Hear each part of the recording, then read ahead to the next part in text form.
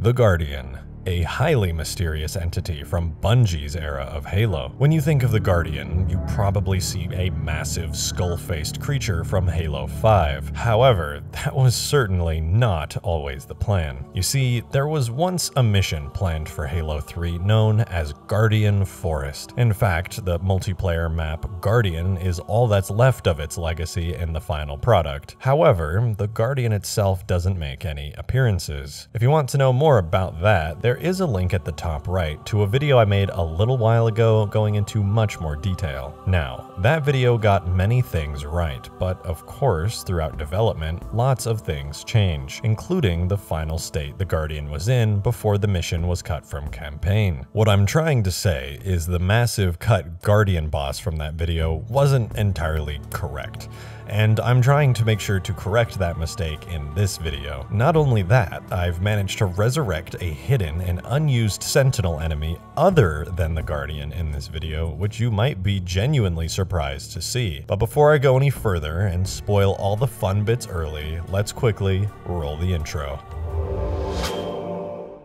Now then, the Guardian. Originally, I felt I had done the Guardian justice in my last video on the subject, but Elijah from Rocket Sloth contacted me and shared with me that he'd been in contact with Dan Miller, who, if you didn't know, was the campaign director for the cut mission, Guardian Forest. If you want to hear all the juicy info yourself, go check out Rocket Sloth's new video on the Guardian. There's a link at the top right and in the description.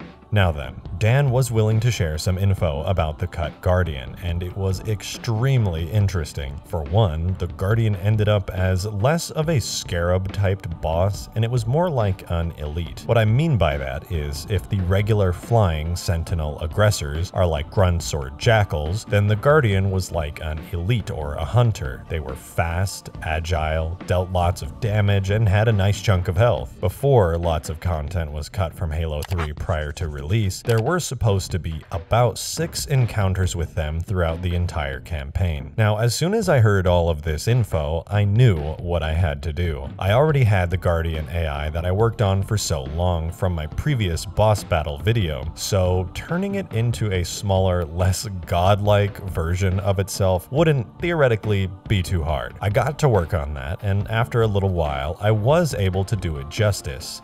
However, I wasn't done there. I needed a place to battle the bad boy. So of course, I went to the only piece of Guardian Forest that is genuinely left in Halo 3, the multiplayer map Guardian. After tweaking the atmosphere a bit, I was pretty happy with how it was turning out. I was also, however, itching to make a more complete experience. I wanted to see how much I could turn this into a proper firefight style scenario in honor of the cut campaign mission. So I got to work, as I always do with passion projects like this. First of all, I needed Sentinel aggressors, but I couldn't just have them sitting there waiting to be killed. That would be really lame, because you see, multiplayer maps in Halo, they don't have any AI pathfinding for the AI to follow, so I had to get a little bit creative. I got into the new scripting portion of the map, and I wrote some basic looping paths for the Sentinels to follow. Then I poked around in later campaign missions only to make a surprising discovery. You know those little tiny Sentinels floating outside of Construct, the multiplayer map? Well, they're actually known as Sentinel Constructors, and they're only ever really used as scenery pieces in the distance. Well, I found something very interesting in the Ark. On the Ark, those little constructors aren't just little floaty scenery pieces, they're actually